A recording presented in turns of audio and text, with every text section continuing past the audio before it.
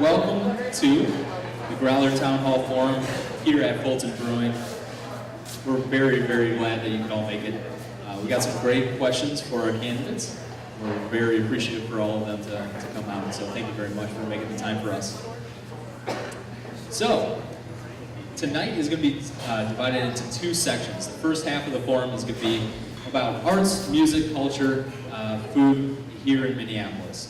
The second half is going to be more along the lines of beer, alcohol legislation, and those concerns. So we're going to start it off by each candidate opening the forum with a brief opening statement about why they're running for mayor, who they are, and a little background.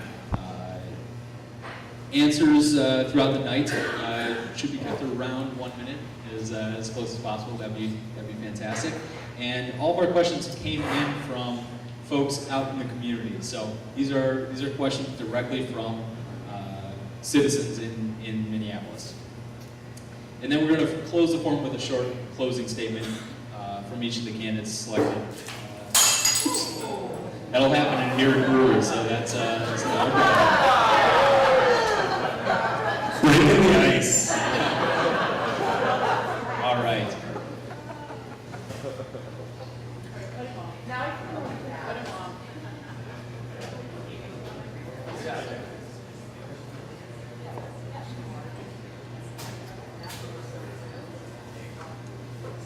All right, so our first question comes from Laura Preston.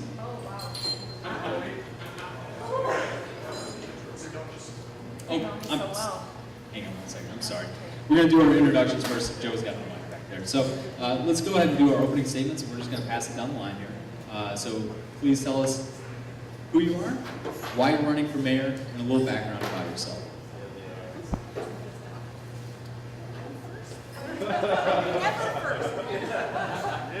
We always go alphabetically, and I'm always after my friend, Mr. Andrew. But today I'm first. I'm Jackie Cherry Holmes, and I am I refer to myself as one of the 100 people running for mayor, but I'm one of the 3 women running for mayor. So that distinguishes me. You've got 2 of the 3 women here with you this evening. I'm a lifelong resident of Minneapolis. I care deeply about what happens in our city. I grew up in the Seward neighborhood, and went to Augsburg College, graduated from Augsburg College, lived in Cedar Riverside, lived northeast, and settled in North Minneapolis about 35 years ago, living in the area that's fondly referred to as the Homewood neighborhood, right off of 12th and Sheridan. I represented North Minneapolis on the city council for 12 years. 8 of those years I was the president of the city council, and lost an election by about 50 votes and decided that that was the time to change my life. So I opened up my own business doing government relations consulting, and I've spent the last 12 years running my business, working with businesses that do business with the city, and helping to raise our now 16-year-old daughter. And since she's sufficiently ready to be launched, it's time for me to launch again too. I want to be the mayor of the city because I think Minneapolis needs bold, visionary leadership as we move forward. We need a mayor who is not running for another office, but a mayor who is solely committed to running our city and making sure that our city is strong. We need to have strong neighborhoods, we need to have strong small businesses, and we need to have a vital, vibrant downtown core. I've done this job before. I've run the city as the council president. I'm experienced, I'm qualified, and I'm ready to be mayor on day 1. I ask for your first place vote for mayor of Minneapolis. Thank you. I think I'm going to stay on this slippery, I don't want to fall off. I haven't had anything to drink yet. I'm Stephanie Woodruff, and I'm running for mayor. I'm running because it's time to put people over politics. It's time to put people over projects. I am a Democrat, but I'm proud to say, very honored to have the endorsement of the Independence Party. I'm the only candidate of 35 that is endorsed by a major party, so I'm very honored of that. This is my first time running for office. I've been in the world of business for about 30 years now, so yes, I am older than I look. And for the last 4 years, I've been serving as the mayor's appointee as vice chair of the audit committee. So I've been your internal watchdog in terms of, making sure that there's transparency and accountability around the budget, around the numbers, around the internal controls. And that's primarily the reason why I'm running, is because we need to work on that. Right? We need to fix all the issues that we have, getting back to the basics.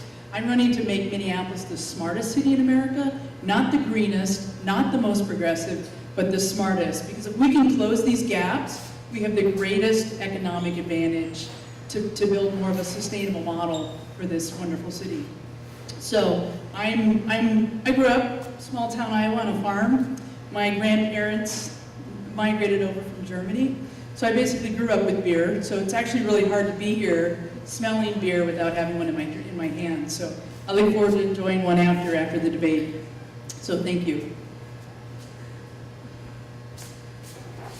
Good evening, I'm Don Samuels, and I'm running for mayor. I would love to be your next mayor, and welcome to Fulton Brewery, right in the heart of the 5th Ward, which is my ward. And so I did quite a bit of work to help these guys get established. And I'm from Jamaica originally. Came here in 1970 with $83. So I know what it means to start out small in tough circumstances and thrive. And always lived in urban communities. I lived in Kingston, Jamaica, New York City, Providence, Rhode Island, Springfield, Massachusetts, just outside of Los Angeles, California, St. Paul, and Minneapolis, Minnesota. So I'm an urban guy. All of my professional life I spent in urban communities. I understand the need for an energetic, vibrant, welcoming business environment. For the 30 years I was in business, half of that was as a corporate executive, and half of that was as a small business owner.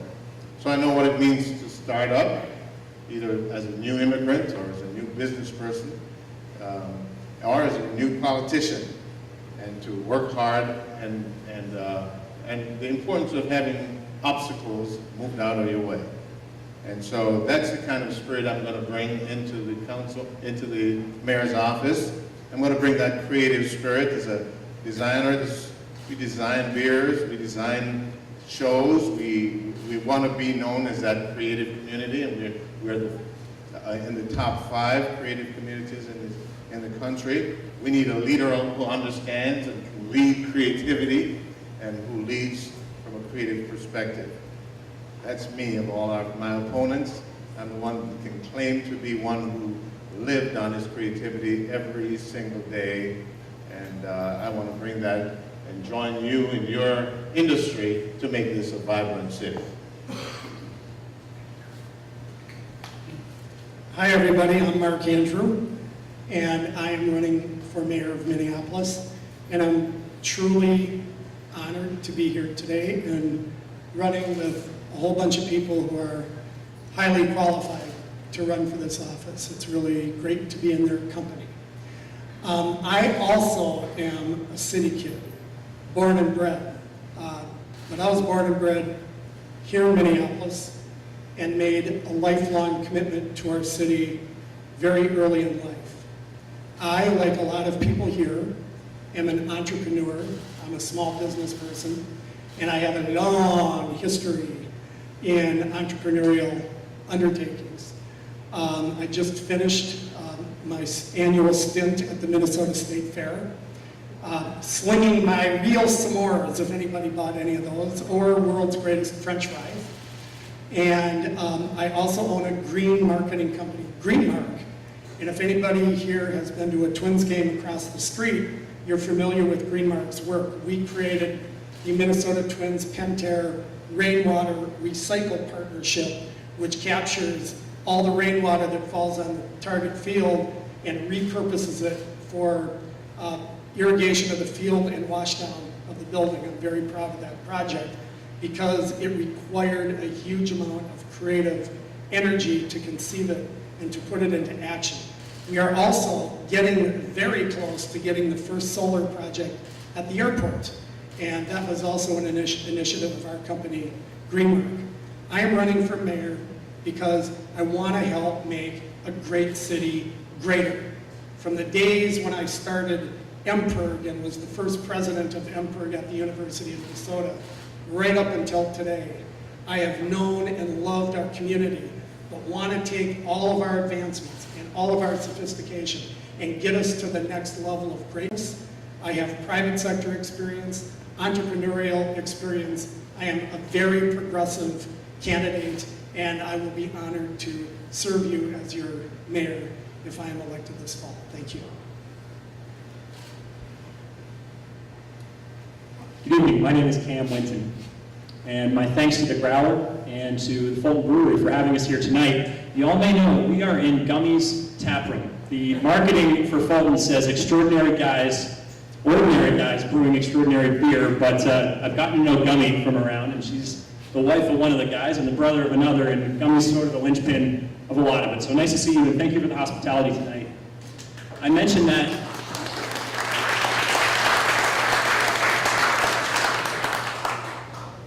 that not just as a shameless plug for our hostess, but also because, like the Fulton team, like many of you who are building industries and building breweries, I too know what it's like to pour everything I've got into a business, into an enterprise. In my case, it's not beer related, it's wind turbine maintenance. I work for a company called Outland Energy Services. We maintain wind turbines across the country and increasingly around the world. We have 120 employees. I did not start Outland, a great guy named Steve did. He had the dream in his garage, but he hired me.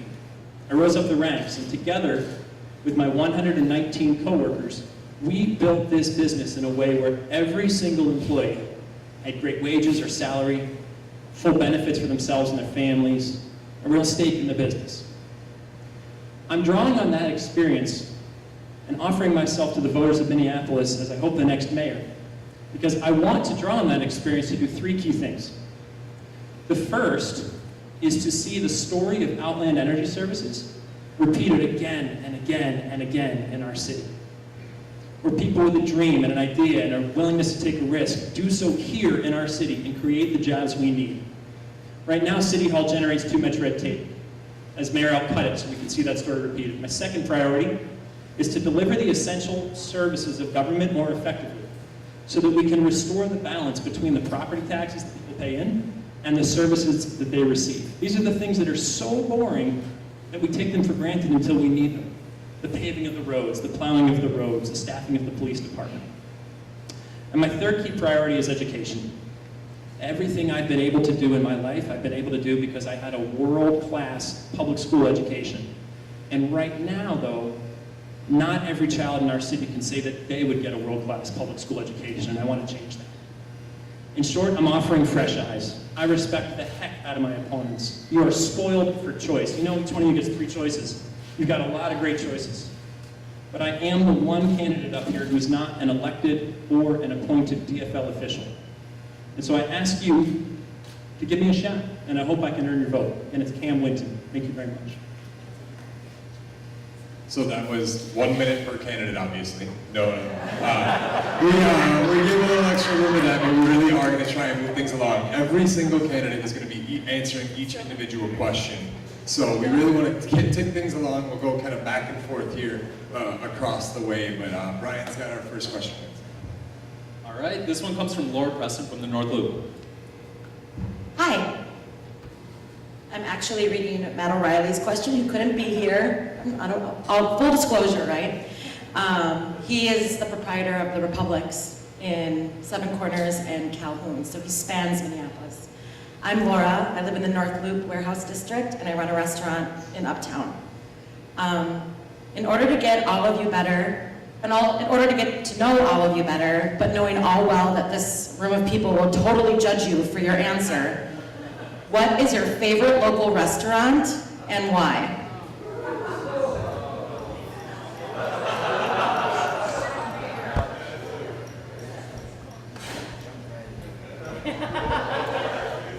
That's really tough because I know a lot of restaurant proprietors. Can I give you a couple? Sure. Okay. The Monte Carlo. I kind of live at the Monte Carlo, and the night when we can't figure out what we're going to go eat, we go to the Monte Carlo. I love the ambiance, I love the consistency, I love the food, I love John Mamarsic, I think he's a genius. Secondly, Spoon River.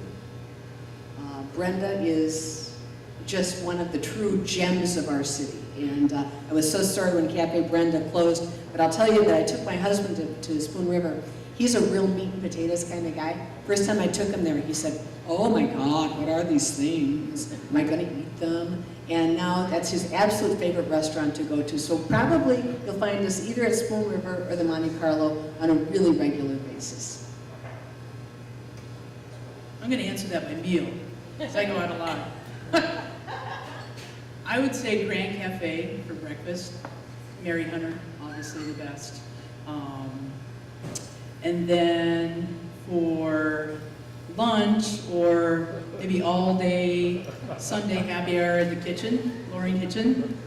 Unlimited mimosas at the kitchen. I love the kitchen. I don't live too far from the kitchen, so I call it my kitchen. They take good care of me there. And I would say for dinner would be Eat Street Social, which is just a few blocks from my loft. So I mean, there's so many great restaurants. It's actually a problem. So I try to spread the love a little bit. But Monday nights I'm usually at Road OSHA, and then everywhere else, the kitchen, Eat Street, kind of all over. So tough question, good question. Well, I'll follow the lead on that breakfast, lunch, and dinner pattern. I guess for breakfast, I'll take Maria's Cafe. For lunch, I'll take a Bewitched sandwich every day. And then I'll hang out at the Smack Shack, and I'll tell you why later.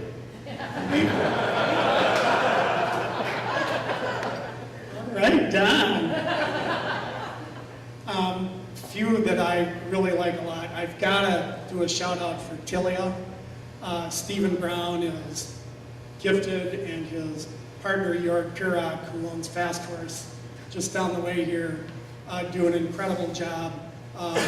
I like the smaller neighborhood bistros in town. Certainly Lakaya Corner Table in South Minneapolis. The Lowry on the north side up north, Golden. And Jackie will tell you they do a great job up there, but there are so many. I feel like I'm giving people short shrift, but Minneapolis has actually become a really good food town. That's one of the great transformations of our community, and we're still going in the right direction. I have to give a little bit of a disclaimer. My wife and I have a 2-year-old and a 1-year-old, and so honestly, going out to all these places, that's a distant dream. So I'm going to take you back a few years when I had a life. Bootleggers. I crushed it at Boot. No, I'm teasing. I did go to Bootleggers when I first moved to town, but it's been a while. In fact, if you'll allow me a 10-second quick tangent, you mentioned Republic. My first apartment in Minneapolis was above Sergeant Preston's at Seven Corners before it was Republic. And I was an associate, a summer associate, kind of a tryout job at a law firm here. And one of my fellow law firm summer associates, I'd never met him, but he found this place on Craigslist. He emailed me, he said, "Hey, you want to go into this place?" I said, "Sure, sounds good." I show up, and honest to God, the apartment had no windows. It had no windows. And I tell the story, and people say, no, surely there must have been, no, swear to God, there were no windows. It was an illegal apartment that my new colleague had stumbled into. So I get there, I see this windowless room that's going to be my prison cell for the summer. We paid for the 10 days I could survive it. My roommates and I would pay our rent over the bar downstairs at Sergeant Preston. So the 11th day, I just couldn't stand it. It's too hot and terrible. I go downstairs and say, "Ma'am, I'm breaking the lease. I'm going to leave." She says, "Where do you live?" I say, "In the apartment upstairs with no windows." And she says, "No, which do you mean?" I say, "I think you know the one I'm talking about." So I left there.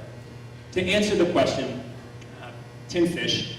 My wife and I love going to Tin Fish and having a big old fish taco. That's about as far away from our home as we can get with the 2 little Rugrats before they turn into time bombs. Good answer, I'm impressed. Brick and mortar businesses. What's your take? Are food trucks good or bad for Minneapolis? Thank you. Food trucks are fantastic for Minneapolis. I oppose any restrictions. Keep clapping, it's true. I don't mind if people clap when I speak, that's cool. We need to be reasonable. I mean, for example, if on Marquette, on a given one side of one block, somehow we ended up with 30 make up a number of food trucks, that's problematic. You have a traffic concern there. But as long as we're not getting in the way of traffic, I don't see a space concern. I do see the concern about It's not so much that they're competing with brick and mortar businesses in terms of taxes, but I do see the concern that, food trucks are utilizing city services. They're utilizing the paved road. Gosh forbid if something went bad, they're utilizing the fire department and the police department. And so I do think it's appropriate that we assess a fee that captures those benefits the food trucks are deriving. But beyond that, no, I don't support any kind of restrictions on food trucks. Yet. I agree with Cam for the most part. I say yet because we're getting up around 70 food trucks in town right now, and we are seeing some of the first indications that there is some encroachment on some of the portions of the downtown business district, particularly down Marquette Avenue Way, 2nd Avenue Way. We've had a number of reports coming back from businesses on significant impacts on them. So I think right now we're in a great place. I love the idea that we've got the food trucks in town, whether we're utilizing gastro truck outside or one of the various other mobile restaurants. It's a really great thing for our community, but at some point, if the growth continues, we're probably going to have to look at some kind of action that will establish the right kind of a balance given what the economics are of each business. I love food trucks. I shop at food trucks. And I think it's a great addition to the city. I've been to Portland and seen them there. I think we do an even better job than Portland does in making sure that they look good and they provide quality food in great locations. And the great thing about it too is that many of our food trucks are now catering for weddings. I went to a wedding a couple months ago where there was a food truck. At the reception, the street was blocked off. And so there are a lot of creative outlets for food trucks, and some of them are going to the suburbs and outstate. So it's a great opportunity for a great incubator opportunity, not much unlike what we have here with our microbreweries, for new entrepreneurs to get their foot in the door, to grow, and as in the case of the Smack Shack, to start an incredible restaurant from the demand built up for an incredible product on the street. I'm all for that, and I agree with both of my two predecessors on this, that we should, that's what we do as city government. We keep a constant eye out for what the liabilities or problems that might occur with any new business, and we try to adjust our policies to make sure everybody's paying their fair share of use of city services. So when that day comes, we will do accordingly. I love food trucks. I think we should have beer trucks too. Right? I mean, in Tokyo you can buy a beer in the vending machine, right? So, you know, it is becoming somewhat of an issue down Marquette and 2nd, just because I come down and I'll grab some of my quick favorites over the lunch hour. I would like to see more of a permanent area, whether it's around Block E or maybe Dynamite Block E, and put the food trucks and the beer trucks permanently, so that it's close to the Twin Stadium. It's close to, so when the Lynx are playing, when the Twins are, you know, kind of create that density so that people come down, spend their money, have fun. So you're not just sitting inside, you know, Kieran's or inside a bar, but you're actually enjoying the city and kind of the vibrant, and it's the theater district, entertainment district. I mean, once again, Minneapolis has become a foodie town, and I think it's one of our crown jewels. And the more that we can, you know, make it easier to, you know, kind of support that business, because it is very difficult to make money to cover your expenses. I'm all for that. I mean, I am a small business owner myself, and you know, I've launched several businesses. I've gone through hell in terms of going through the recession. I've experienced a foreclosure. I've sold everything I've owned to keep my companies going. So, I mean, I've been through it. So, you know, any way that we can, as a partner within the city, to partner with those businesses to make sure they're successful, just makes us all thrive. I love food trucks too. So this is a unanimous thing here.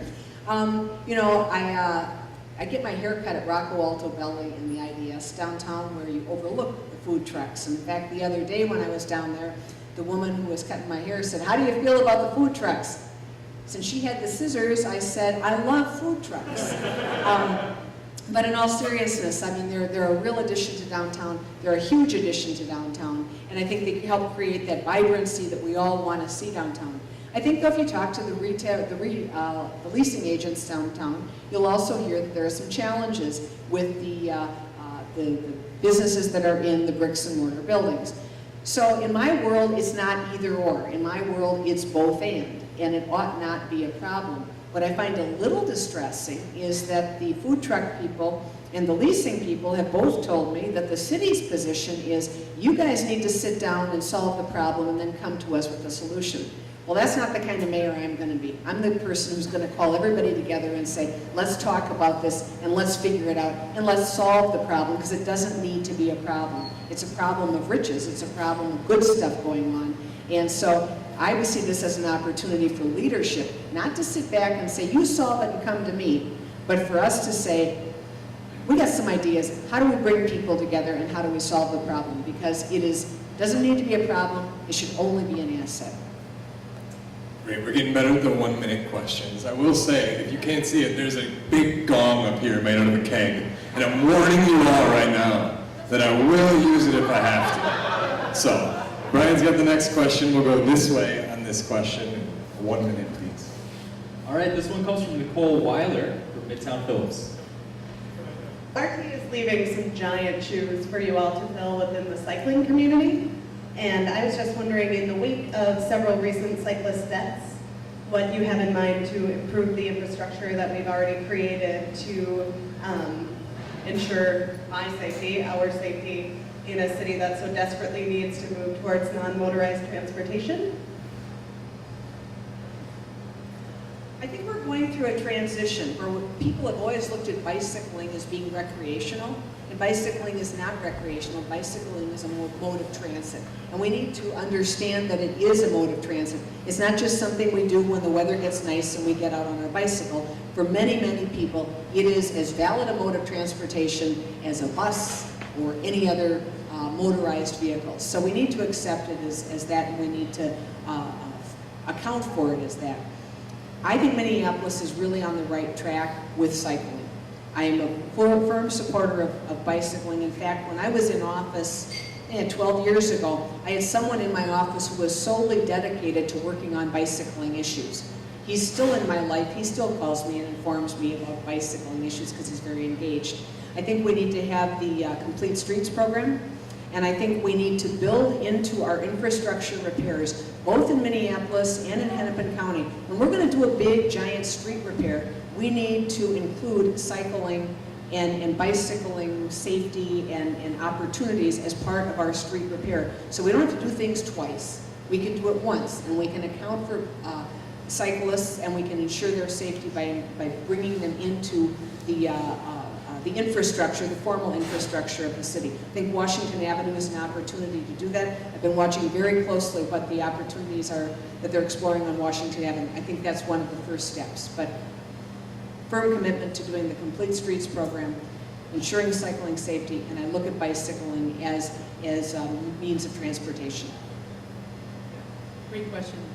And I agree with that. I mean, cycling is a mode of transportation.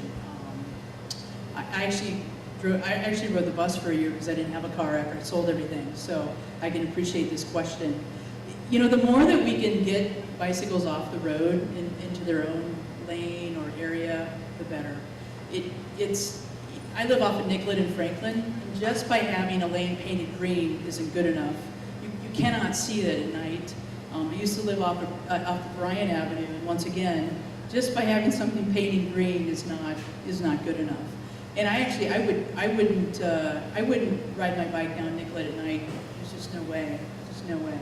So the more that, you know, in terms of planning, the more we can get the bicycles off, either it's a dedicated street or a dedicated lane, putting more reflectors or kind of those high guards or reflectors to truly make it separate. I mean, that would be my goal, because it truly is not safe. I mean, you're in your own hands when you just never know. It's just not, even in the wintertime, I mean, people are crazy, and traffic is becoming more and more gridlocked. People are frustrated, people aren't paying attention. And, you know, it breaks my heart every time you hear something that somebody got hit and somebody dies, you know, in the neighborhood. It happens quite a bit, and it's something that should never happen. Yeah, I think we are not the #1 biking city for nothing. We're certainly leading the nation, and we can do more. And as Jackie was saying, when we do reconstruction projects, I think it's time for us to use that opportunity to build in dedicated bike facilities. And also there are some streets in our city that have more lanes than we actually need. And that was demonstrated on Emerson and Fremont, that we can actually reduce the amount of lanes from 2 to 1 and put in a generous bike lane with parking. And the same thing we just did on Penn Avenue, where we had 2 lanes each way and the traffic was pretty sparse. And so there are opportunities there where the bike lanes literally doubled. People were pretty much riding on loose gravel in the gutters for years, which is really dangerous. And then you've got 2 lanes and people are driving fast. And so we have a lot of opportunities to tweak the things that need tweaking, like Penn Avenue and Emerson, and then when we do reconstruction, to do really robust things. Oh, by the way, this might be a nice opportunity to tell you an idea I shared with Jim Downey earlier about my idea for putting Nice Ride kiosks at every brewery. And then you can have a Nice Ride, nice beer tour from brewery to brewery, tap room to tap room. Would be a great tourist attraction. That's a great, that's actually a really good idea. This is a topic I really like talking about, because I am a bicyclist, and I am so proud that I created the first major dedicated bikeway in Minneapolis and Hennepin County, the Midtown Greenway. And the Greenway, by the way, is 20 years this year. So before I had Greenmark, my green marketing company, I was a Hennepin County commissioner. And I was the guy who said, we need to take that railroad trench and convert it into a linear park, and put together the coalition and the money to buy it. And working with the community, the Midtown Greenway Coalition, and the city council, and the county board, and the park board, we did that. And so I am extremely interested in doing more of that. I am a doer. And you will not see me sitting on my hands when it comes to increasing access to bicycling in Minneapolis. I want to do another Midtown Greenway type project into North Minneapolis down Penn Avenue. I want to continue the examination of a greenway going laterally, going east-west across North Minneapolis from 18th Avenue, roughly northeast, across the highways, down 26th Avenue, all the way from the Mississippi River to Worth Park. And those things we can do. And so a key to our economic development future is going to be bicycles, because bicycles are not just for recreation anymore. I support the 30 miles of increased bikeways in Minneapolis as proposed by the Minneapolis Bicycle Coalition, and I support the creation of cycle tracks on several different alignments in Minneapolis. These are things we have to do. I'll do them.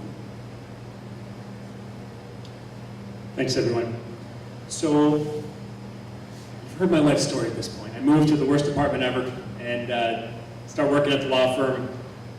Came back, got the full-time job at the law firm, and my wife and I lived in the River West building just down by St. Anthony Falls there.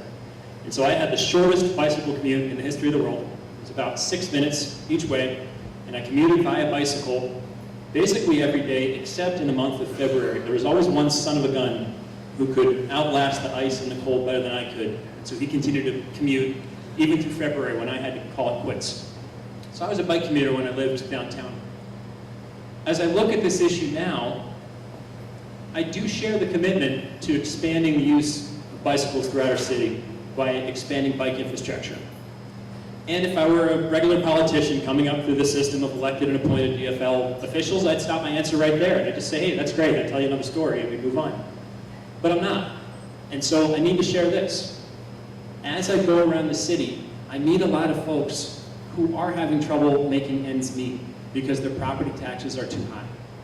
And I meet a lot of folks who don't have basic things in their yards, in their streets, that we all take for granted. You know, street lamps. I have perfectly working, beautiful street lamps on my road in the Fulton neighborhood of Southwest Minneapolis. Cycle tracks, though, it's more nuanced. As mayor, I'll look at that on a case-by-case basis. I look at the proposed Washington Avenue cycle track. That makes sense to me. As folks may know, it's about 6% of a proposed, what is it, $8 million project cost. If I'm doing my math right, it's about $180,000 marginal dollars to have a cycle track on Washington Avenue when we resurface that. That makes sense to me. I support that.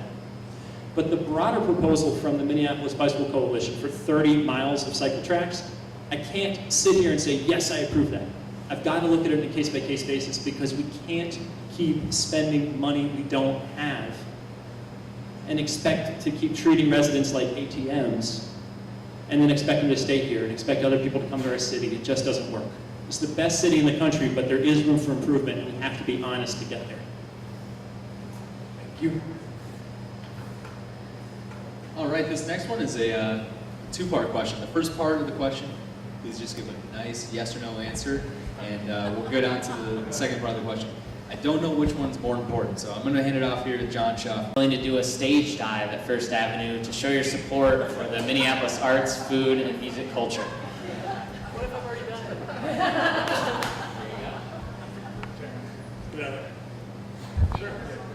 it? I certainly would be willing, but it seems too much of a copycat move. I'm trying to think of my thing, but there's one man, I mean, do we even need to say his name? You know, with reverence, I'll say Mayor Ryback has perfected the stage dive. And why mess with perfection? Is there a second part? We'll go down the line first. Last week I was asked to be in a dunk tank, so I definitely do the stage dive first. I think we need, as mayoral candidates, we need to do what is necessary, legal, and appropriate to get our arts community to continue to grow and flourish. And, you know, it's kind of a fun question, but the serious side of the answer is that the mayor of Minneapolis needs to be ready, willing, and able to do things that promote and call public attention to issues that are important. And so I think RT's done a really good job of that. And I don't know if my deal is going to be taking that big dive, but certainly something, and we'll draw attention to it. It'll be fun and it'll be productive. Well, a lot of people don't know, but I did have a musical past of sorts.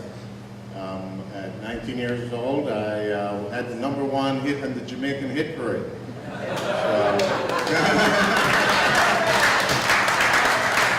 So I won't jump off, I'll stay up and sing a song. Yes.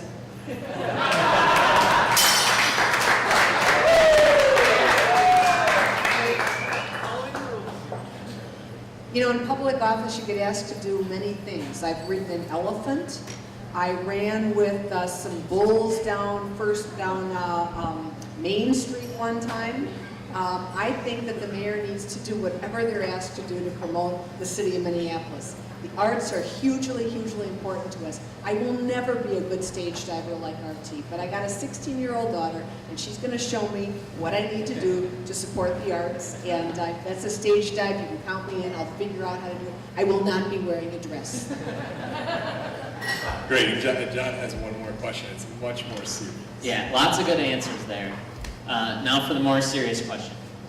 One of the original objectives of the 60-40 rules seemed to be the regulation of establishments in the absence of more central oversight.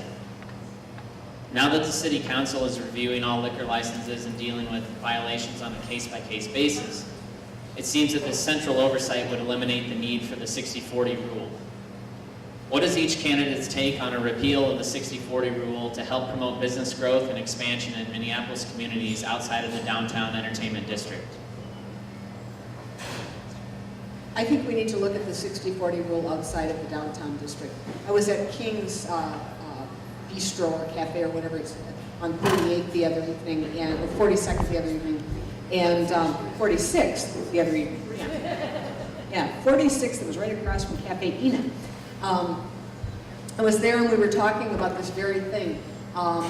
You know, you've got a nice neighborhood restaurant there, but you can't go and just have a glass of wine in a nice evening. You got to order the full meal deal. And sometimes you just want to be able to go out and have a glass of wine or a beer or just enjoy yourself without ordering dinner. So I really think we need to look at that. I understand we don't want to disrupt neighborhoods, and I understand the issues with neighborhoods, but I think we really, really need to look at that. I think it's an antiquated rule, and we need to figure out how to help support our businesses in our neighborhoods and make them strong. I live on the north side. I would die to have a restaurant on West Broadway where I could go in the evening, get a glass of wine, die to have a restaurant like that in my immediate neighborhood over on Plymouth Avenue, where you could just go and enjoy yourself. And I don't think that you need to buy food. I think that the atmosphere has changed, the times have changed, the quality of wine, beer has changed. So I'm all about changing that rule. No, I agree with that. I think I don't think it's necessary. I mean, I think you can do an analysis on the data to say kind of maybe what are the problem areas or the problem restaurants, and you can do other things to monitor. But to impose a rule like that across the board is just, in my mind, it's ridiculous and not even needed. So I would do away with it. You know, about 4 years ago, we reversed the ordinance that banned public dancing in the streets of Minneapolis. And this seems to be one of those that needs to go the way of the public dancing ordinance. I don't know who came up with it or why, but it seemed like there was a little over-enthusiasm, and I think it's time for it to go. For the reasons stated, people want to eat a little, drink a little bit more. Why should you be banned from that? I can't figure that out. So I think, we need to do what works. If something gets in the way of progress, stop it. And sometimes we get so married to our traditions that we're unable to change to a better world. And I'm going to be the kind of mayor that is flexible in that way and is open and willing to listen to new ideas and to change. Yeah, I'm with all of these guys. That's probably got to change. It wasn't that long ago that sidewalk cafes were practically non-existent because you couldn't get a license to do business outside. The health department wouldn't allow it. And it wasn't all that long ago where you couldn't get a glass of wine south of Lake Street in Minneapolis. So, these things evolved, and I think it was well motivated when it was put into place. It doesn't work anymore. We have too many good restaurants, and I think the city council ought to change it. I agree with what's been said. As mayor, I'll oppose the rule and work with the city council to strip it away. I think the broader point is that the fact that rule's still on the books today, in 2013, shows the need for fresh eyes in City Hall. I'll say it again, I respect the heck out of my opponents, they're good folks. But for the folks who are coming from a background in city council, the rule's still there. The rule's still there. But yet, you may have seen this in the paper, the next thing that the city council is going to take up for discussion is the city's strategy for dealing with feral cat populations. And of course, we had the debate about municipalizing energy a couple months ago. And so, while I think the folks currently serving City Hall are good folks, it seems that the city leadership currently gets distracted and can't keep its eye on the ball. And the focus for me is getting red tape out of the way so that real businesses can grow and employ our citizens the way the business my colleagues and I built has grown and employed folks. delivering those essential services effectively so that living in our city is a pleasurable experience, not a daily frustration, and making sure that our education system is world-class for all of our kids. I know I've gotten a little far afield from the 60-40 rule, but I'll close the way I ended. It's 2013. That rule's still on the books. We need fresh blood in City Hall. Getting back to education and the arts, both topics that the candidates seem eager to talk about, so like we didn't get to address much in the conversation. Brian had one question, an editorial question from the Growler. Yeah, Minneapolis has a great art scene right now, but looking forward towards the future generations, I kind of want to know how much of an emphasis should Minneapolis schools be putting on the arts and humanities?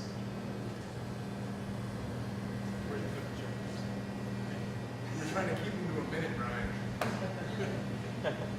The Minneapolis School District should prepare every single one of our students to be a citizen of Minneapolis and Minnesota and the broader world in the 21st century, and that includes a robust arts education. I had one growing up. I took it for granted. I had a full art class, a completely separate music class, you know, everything you could dream of, and I just thought every kid had that. And then, of course, I see the broader world, and no, that's hardly the case. More importantly on education, we are at a crossroads in our city right now. I think folks know these statistics, that if you live in certain neighborhoods in our city, you're doing great. You're going to thrive. My kids live in one of those neighborhoods. But if you live in other neighborhoods, I can tell you right now that fewer than 50% of the kids of color are going to graduate from high school in 4 years. I can tell you that an insanely high proportion of the young men of color are going to end up in the criminal justice system. And I think I'm preaching to the choir when I say that disparity is morally unacceptable, and we cannot tolerate the status quo. There are some candidates on this stage who are willing to challenge that status quo by pursuing common sense education reform, by challenging teacher union seniority rules, by demanding longer school days and school years, by tying teacher pay to performance, the same way I will tie my mayoral pay to performance. Hold me to it, I will. There are other candidates who are thrown in with the forces of that status quo and hide it under the guise of bringing everybody together. Well, it doesn't matter if you bring everybody together if you just sit there and go nowhere afterwards. Our kids deserve better, and it's time we gave them all the opportunities in the world, including that robust arts education. Arts education ought to be a bigger part of the Minneapolis public school curriculum. When I was Hennepin County Commissioner, I was the author of several resolutions to engage with the Minneapolis School District to promote the creation of better arts education programs, because there is actually a body of evidence out there that arts and the implementation of arts-related programming in schools actually has a positive impact on crime and violence and the motivation of our kids to perform in schools. We can't be without that critical element in our school districts. I have a friend named Sue Krolik who's just stepping down from a great organization called Art Buddies. And some of these nonprofits are so fundamental to the kids in our schools who are having a hard time, underperforming, come from broken homes, getting right-tracked in their life, that I believe it ought to be a priority for the school district. One of the skill sets that I've been fortunate enough to acquire in my years in public life is the ability to collaborate with other jurisdictions. And if I'm elected mayor of Minneapolis, you can be assured that when we talk to the school board and to the superintendent and to the other folks on the education side, having a robust and universally available arts curriculum for our Minneapolis school kids will be a big part of that conversation. You know, education is really supposed to democratize creativity, not just information. And I'm beneficiary of third world education, high school, up through high school. And we always had art. We always had drama and music. I don't understand how a first world country drops it. And I mean a third world country, not a developing country, an underdeveloped country. And so we're kind of embarrassing ourselves. And what happens then is young people who are creative have to find these incredible efficiencies, have to develop their creativity in incredible efficiencies. Now, I'm all for the human beatbox and but you know, I mean, sorry about that. But why should a kid have to get a mic and pretend to be a drum instead of having drums? Well, that's what that's all about, right? And I understand the creativity of it, but think of how many incredible drummers we would have and musicians if these kids actually had instruments instead of leaving it up to the very small percentage who knew how to put their mic up to their mouths and sound like a drum. It's embarrassing.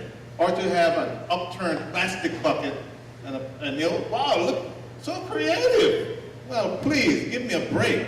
That kid should have a drum set.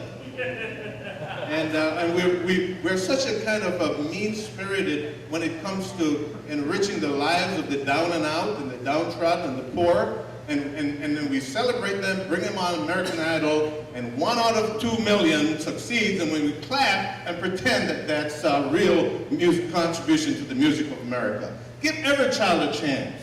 That's what we need, both in academics and in music and in arts. I lived my life as an artist. If I did not get trained as an artist in high school, I would not be in the United States of America. I would not be educated. I would not be here today. This is crucial. It's the last skill that a lot of poor kids lose, is the skill to be creative, to draw, to sing, to play music. And if we kill that, we're killing our future. Yes, I agree. I grew up in small town Iowa in public school. I played a saxophone, jazz band, concert band, marching band. I also, when I was very little, my parents put me in tap and dance and tumbling, and I hated it. I hated it. I'm like, why do I have to do this, right? Because you have to wear those cute little outfits during the recitals. And years later, I realized that was the best thing that my parents did for me, because I became a star athlete. I played college ball. I played, I was the only one that lettered in 4 sports every 4 years in high school. So I had 16 letters, I played it all. And when I was in 3rd grade, I actually played Little League Baseball because they didn't offer it. This was pre-Title IX in the 1973. And I played Little League Baseball, and we won the championship that year. So arts and the community, that it gives you that confidence, right? They always look at people that are successful in business, and they always do these surveys all the time, and they say people that grew up playing sports or in arts are much more successful in the long run, because it just gives them kind of this base. I truly support that 100%. Now, I know it's difficult to demand that as part of the MPS, and I would never try to buck the unions on that or against the school board. So my plan is to, operate other programs, whether it's early childhood learning programs, arts education, and leverage our existing park board, our buildings, and do, kind of supplemental things that we can, because we have so many great assets in the city that are not, they're just sitting there and they're not leveraged. It's something that has got to be a priority. I think it's something that could be done very cheaply, and the benefits are unbelievable in terms of, helping to close this gap, making sure that every child in this city, which is our most precious asset, that we have been failing them. 49% graduate, and out of that, 22% of our African American students can read and write. That is failure, right? We have got to stop. We've got to stop talking about it and actually take action. And doing something with the arts and supporting that. I talk to kids all the time, and they say that they hate school, but they love education. So what does that tell you? It has to be different, right? We've got to be flexible in terms of what types of programs with, different types of children in terms of if they're high risk or whatever. This is not impossible, as Don mentioned. Third world countries are doing this, and they're kicking our ass, and we are just sitting here spending the most money and getting, failing our children. It's got to stop. Arts are a critical, critical part of our young people's lives. And I will buck the union, I will buck the school board and figure out how we get the arts into the public schools. It's absolutely critical. I have a daughter who's 16 who's in the arts. She's not a sports person. Her dad desperately wanted her to be a golfer. We tried that. We tried basketball, not so much. My daughter can sing. My daughter can sing like nobody's business. And my daughter can act. And she's at McPhail, and she's at the Children's Theater. And I have seen the difference it makes in her life because she's not a sports kid. And she has these outlets. And we have some outlets in Minneapolis that we are not taking advantage of. When you go to the McPhail annual luncheon, they do this very, very cool simulcast thing with schools in outstate Minnesota, where they're working with kids with instruments and singing and everything McPhail has to offer. But we're not doing that in Minneapolis public schools. The Cole Center for Music downtown has a huge program with outstate Minnesota, but not much of a partnership, if any, with the Minneapolis public schools. Two major institutions for the arts in our community have no presence in the Minneapolis public schools. That is absolutely inexcusable. And I've seen firsthand what difference arts make in kids' lives. My daughter sings with the McPhail Community Youth Choir, run by J.D. Steele out of the Capri Theater on Saturdays. Kids who have no sense of self-confidence at all. By the time they're done with a couple sessions with J.D. Steele, man, they can sing up straight, or stand up straight, they can talk to you, they can sing, and they have confidence. The arts give our kids confidence. We need to have arts in public schools, and I will do whatever it takes to make it happen, because as a mom, I've seen what a difference it makes in a kid's life. Thank you, candidates. Thank you, everyone. That was the conclusion of the first half. Get yourself a beer, use the restroom if you need to.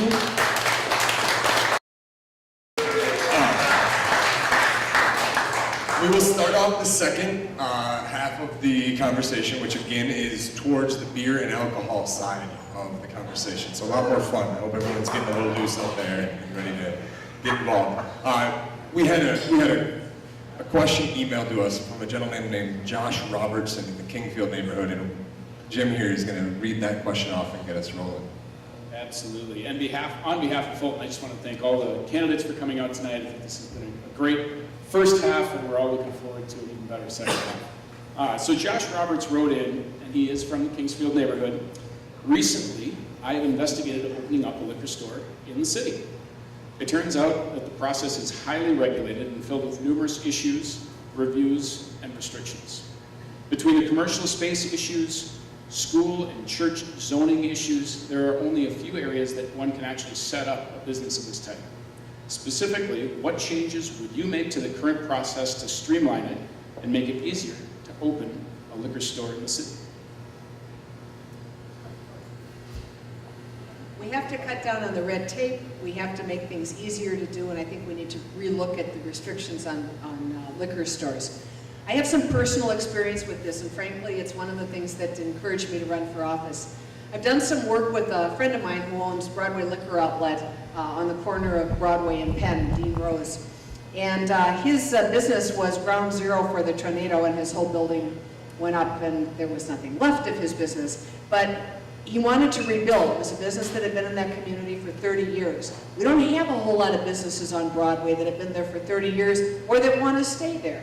And so Dean decided that rather than take his money and his insurance proceeds and go to the burbs, he was going to rebuild his liquor store there. So he owned a piece of land across the street. He proceeded to start down the road of doing his development. Problem was, we had to get a tasteful charter exemption at the legislature in order to allow him to move across the street because the zoning was wrong and there wasn't the requisite amount of land. Then, he couldn't afford to be out of business for 2 years, so we went and we put together two sort of side-by-side trailers and made a liquor store for him. And the process of going through the city to get that approved was an absolute nightmare.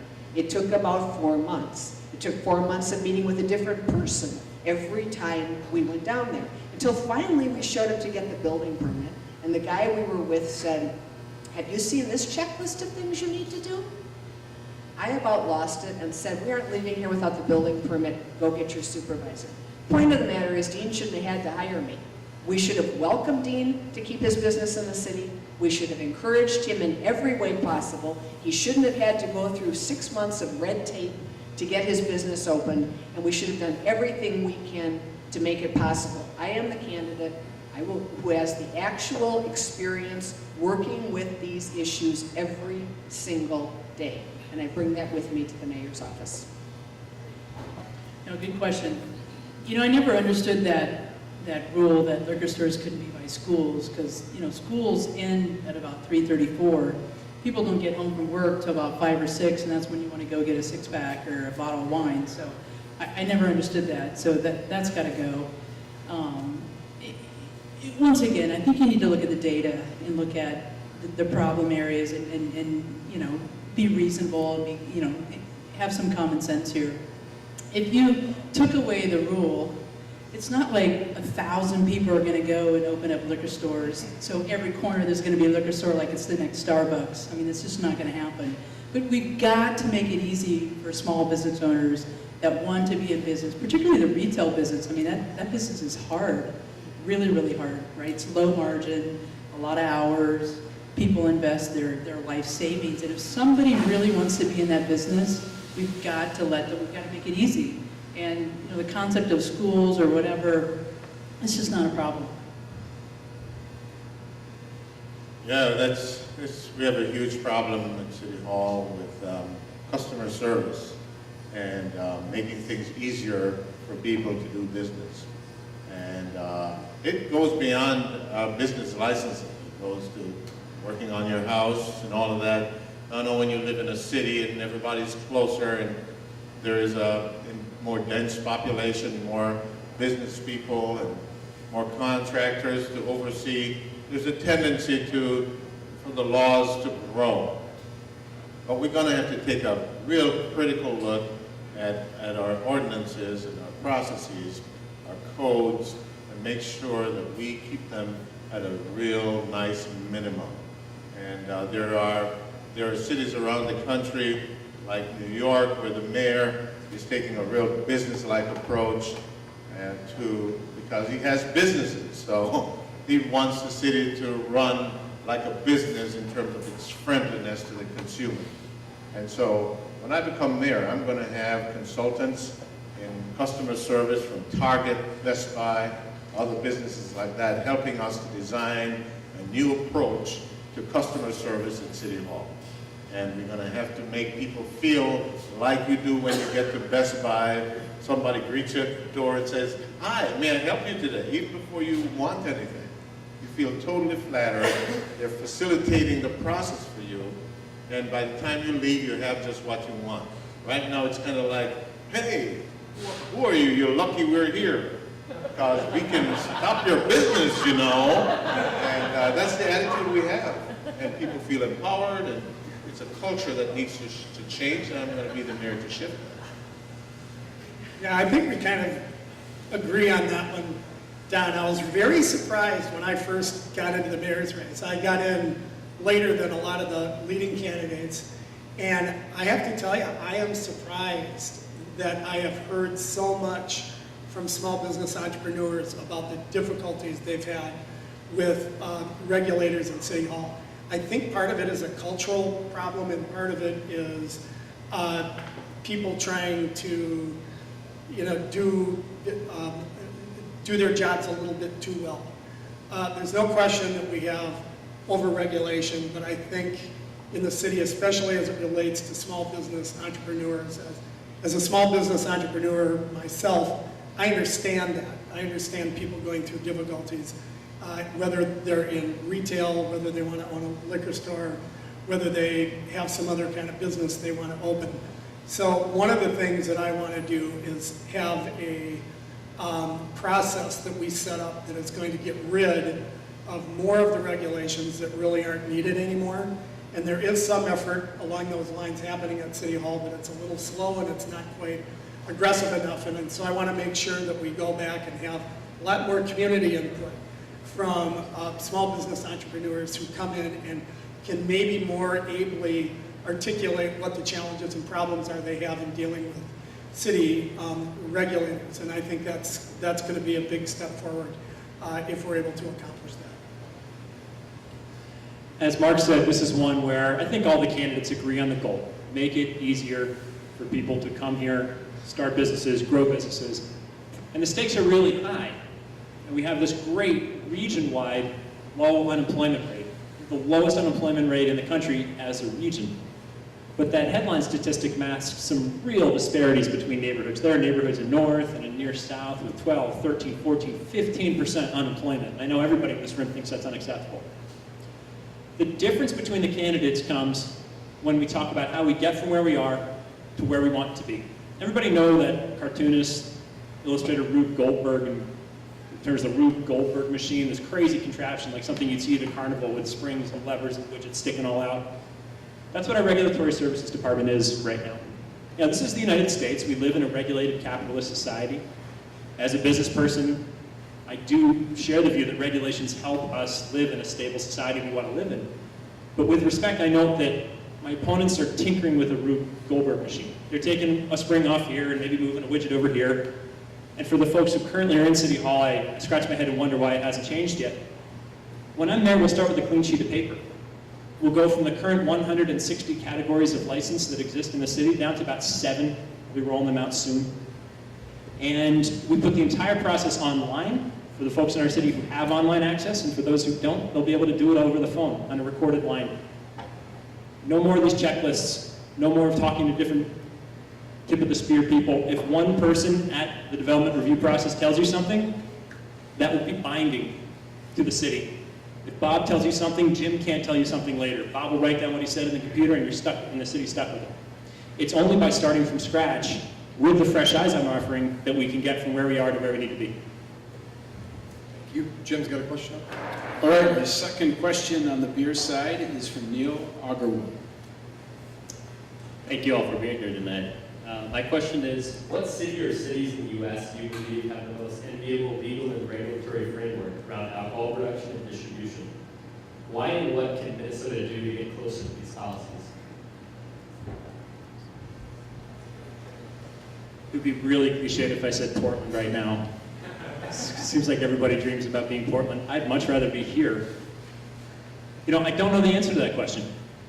I'll just admit my ignorance. I don't know of a city that provides the model.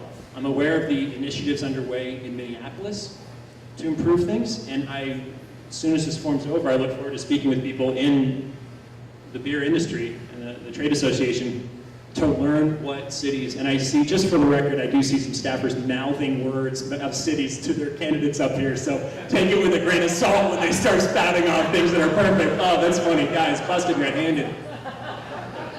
But I look forward to learning from the industry. Yeah, I'm kind of with Cam on that one.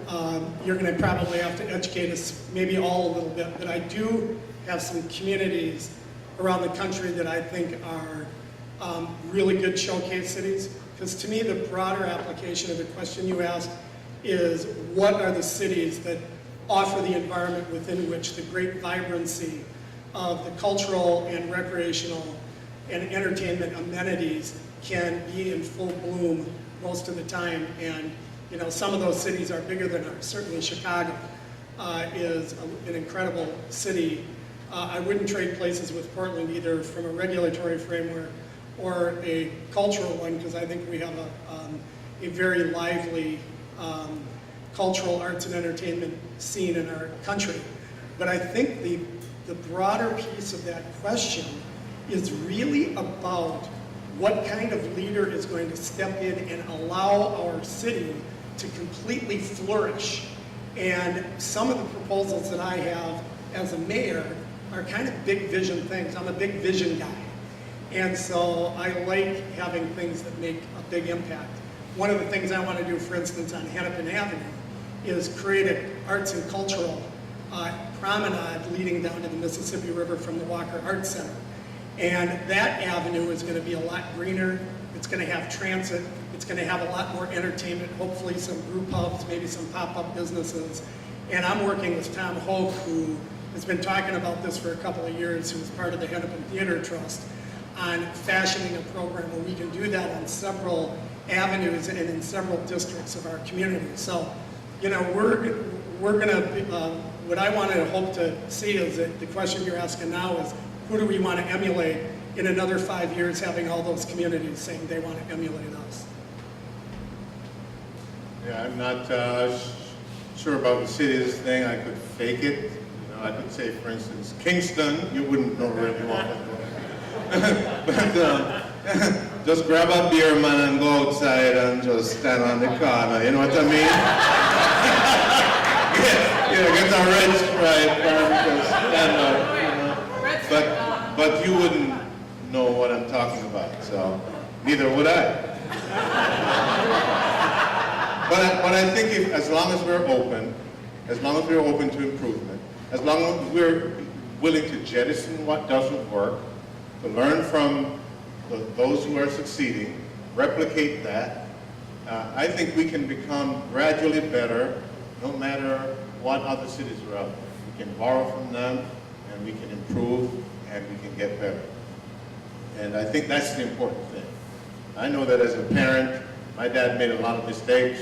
If I just did what he did, my kids would be having a more difficult life. But I was willing to read some books, look what other parents are doing that worked. That's how we get better. And I'm a pretty darn good parent now. You can ask my daughters. Of course, they don't know any better, but they think I'm pretty good. So I think we're responsible. You guys are the experts. You know where the cities are. You know what works. I've been talking to a couple guys out there. I heard some great ideas, so I'm willing to listen.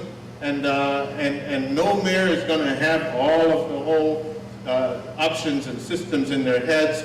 We just need to be open, listen, be willing to change, and do what works, drop what doesn't.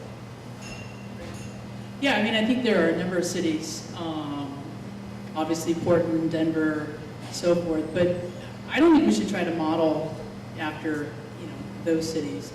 I think here locally we have such a crown jewel, what I call the river, right? And I think we need to make Minneapolis a destination spot when it comes to beer and leveraging our precious jewel called the river. There's so many opportunities to develop the riverfront, to have, places like Fulton, tap rooms, breweries, restaurants. I mean, it's such a precious asset that's been untapped. For instance, how many here have flown to San Francisco to go to the wine country?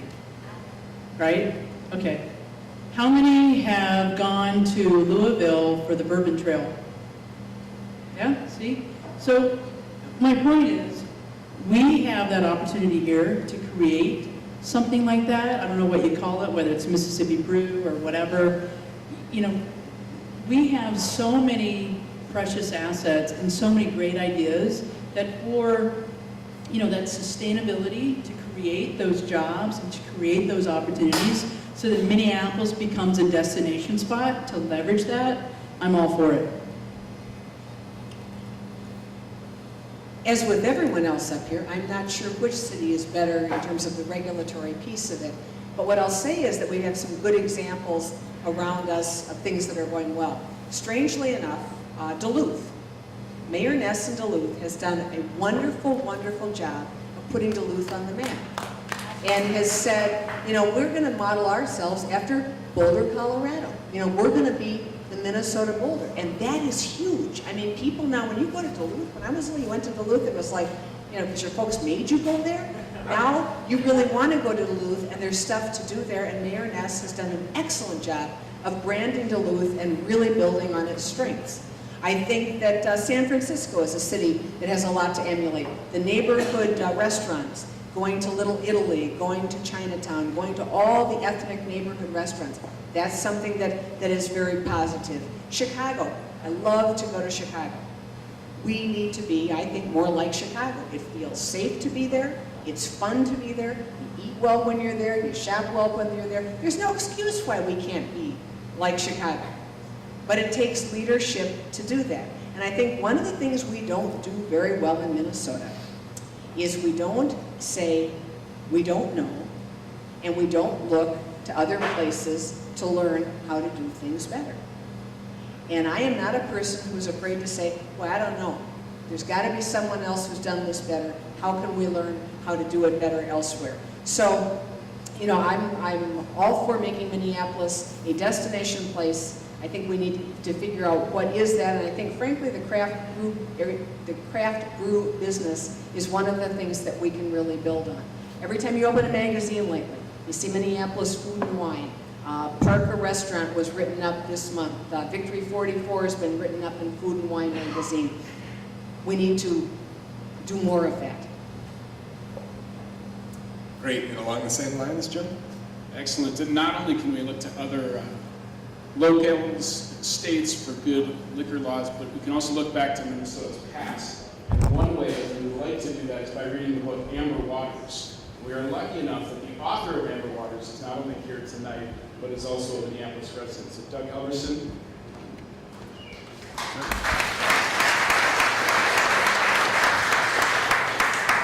So speaking also as a high school social studies teacher, I'd like to make a plea for a little bit of specificity on this question. So while the craft brewing scene and the sidewalk level culture generally have been improving, it seems like every table on a sidewalk has a fence of regulations around it. Would you please pick one regulation or procedural hurdle that would be an immediate priority for you as mayor to have eliminated? Just one. The 60-40 rule. 60-40. Well, it's a tough one to not have to say 60-40.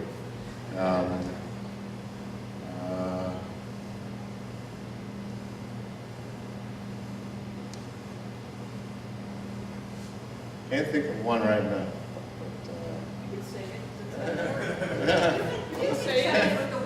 Okay, 60-40 rule. Sure. I also think it ought to be, you know, I love outdoor dining, so I think it ought to be really, really easy for establishments to be able to do that. So whatever the most prominent impediments to people accomplishing that, I think we ought to take a look at. I gotta go with two, and I know you asked for one, but I'm going for the bonus points, Mr. Halverson. You know, social studies teacher will call him Mr. To build on what Mark said, which is entirely accurate, I trust people, and if people want to put tables out in front of their establishment so patrons can come and have a cup of coffee or a meal outside, let's let them do that. And guess what? If that table obstructs passersby, those passersby are going to stop in the establishment and say, "Sir, ma'am, could you please move the table?"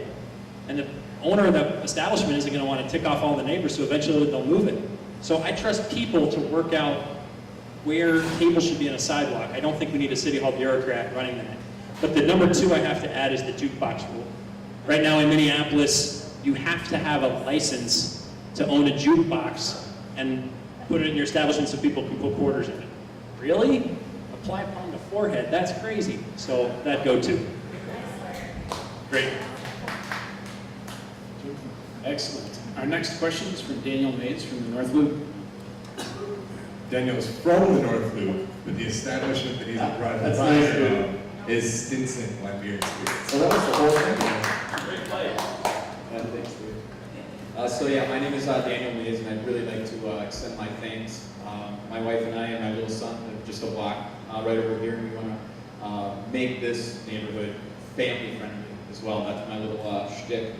I do own a wine, beer, and spirits store up in Northeast, up in Lincoln Park, and I was a former Gary Schiff supporter, so I'm now undecided, as many people know. We all know Gary did a lot for this industry on the city council, for this brewery specifically, and others.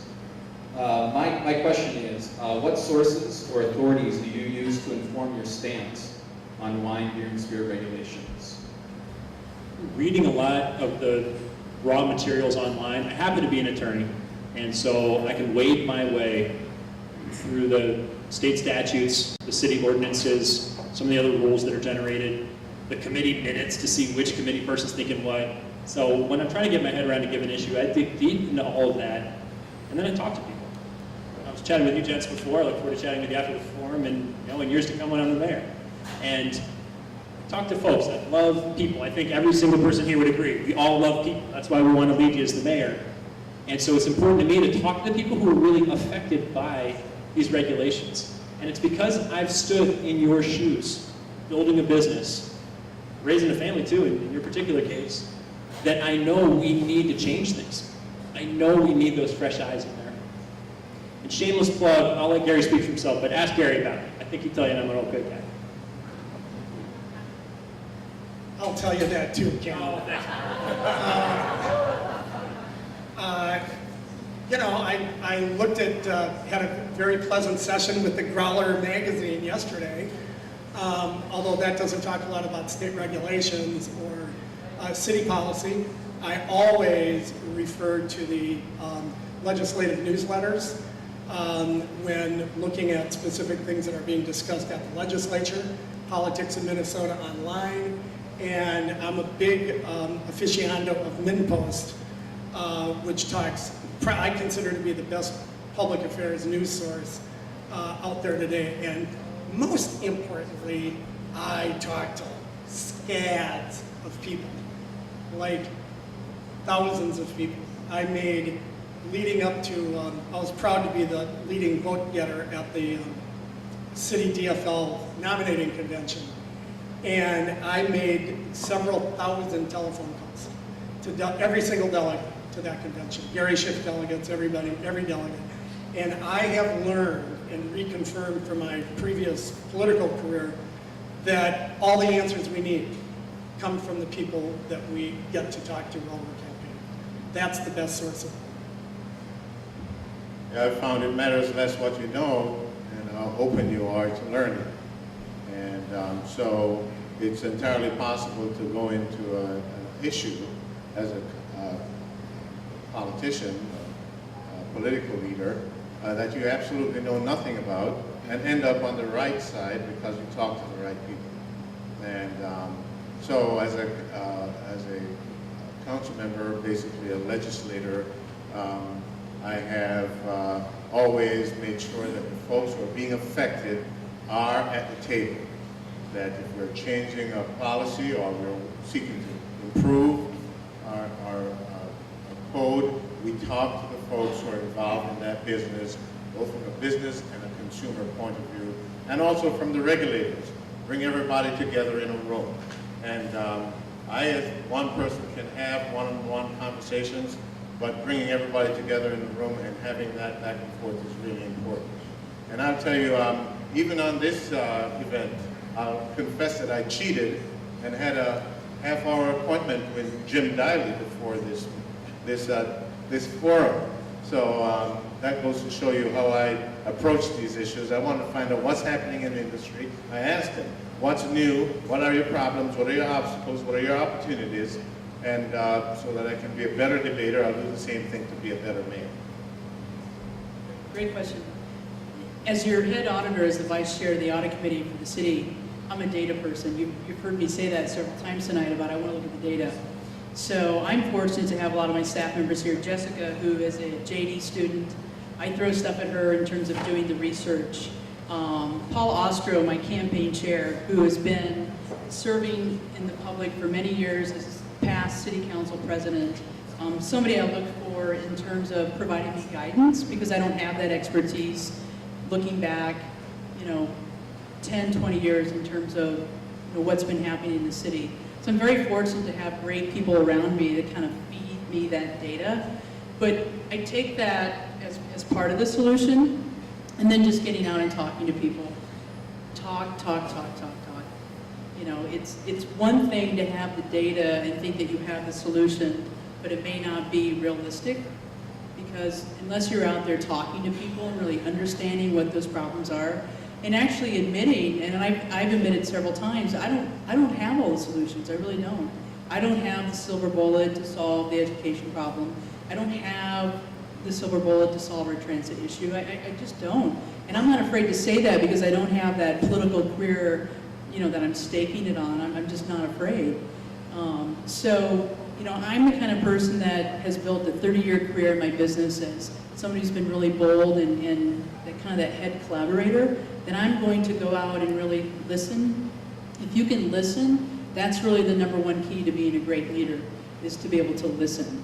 And not only to listen, but to actually hear what people are saying, but then to have the guts to say, I hear you, but I just don't have the answer now, but we're gonna work together and we're gonna get through that.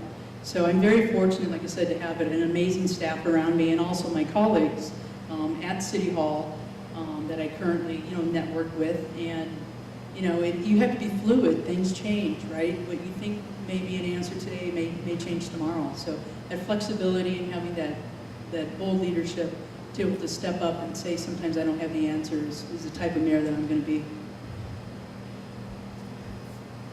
We are all around a lot of people these days, talking to a lot of people, but I think Stephanie hit on it. It's really not about talking to people, it's about listening to people and about getting new information and always being open to having new information. For instance, on this topic, when it comes to beer, wine, liquor, food, John Romarsik was a dear friend of mine, owner of Monte Carlo. I talk to him a lot, I listen to him a lot, I ask him his opinion, I pick his brain. I've got a number of other people in the restaurant business that I do the same thing with. I have a number of friends in the liquor industry. I mentioned that I work with Dean Rose, Louis Dachis, Phil Kolich. My campaign headquarters is right next to a liquor store. And that guy never hesitates to come in and share with me what's on his mind and about rules and regulations. Also, I listen to people when I'm out. I learned about what a real huge problem the 60-40 rule was by listening to my server at King's Restaurant. It's about engaging people, it's about listening, it's about asking questions, it's about incorporating all that information and bringing it forward so you can help to solve problems. But it's not about having all the answers. It's about listening to folks, formulating those answers with people in the industry who know their issues better than I do. Great, and as we get closer to the end of the forum this evening, a couple of the candidates have to run off to, I'm sure, several other engagements. Jim is going to be kind enough to rattle through our lightning round. There are lots of legislative issues facing these candidates, or I should say facing the state of Minnesota in terms of beer and wine legislation, alcohol too. Most of those things are state controlled or state legislated. The governor, the mayors, as we all know, have limited ability to affect change.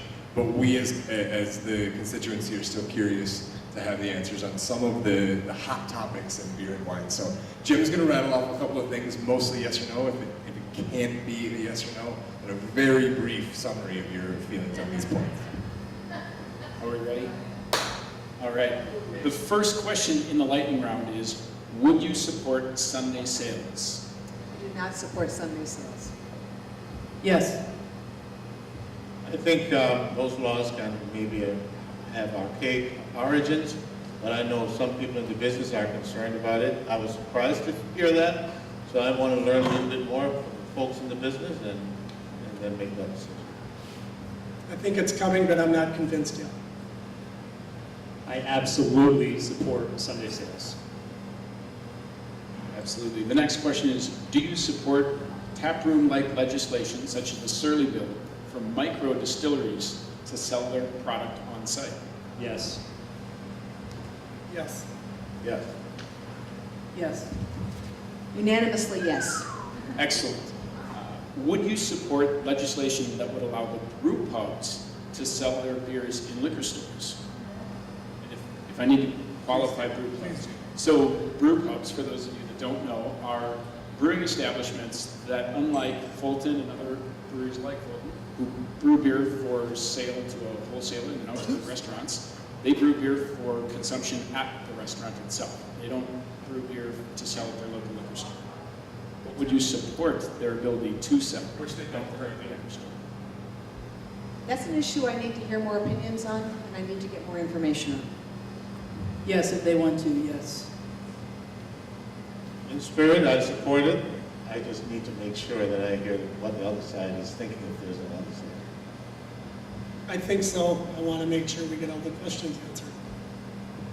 Gummy, give me a thumbs up here. Thumbs up, thumbs down. Where would you like this on? I support it. And the reason why is that I trust people. If people want to brew beer and sell it, other people want to buy it and drink it, why on earth is the state capitol or City Hall getting in the way of that? Excellent. Where do you stand on beer and liquor sales in grocery stores? I support them. My favorite, Me too. Yes. You bet.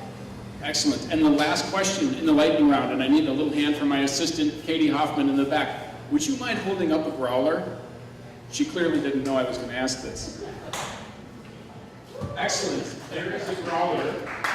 Would you support the ability of liquor stores to sell growlers in liquor stores? Yes. as a candidate with several of those empties in our campaign headquarters, yes. Absolutely. Yes. Yes. Great, thank you all so much for being here. If you'd like to hang out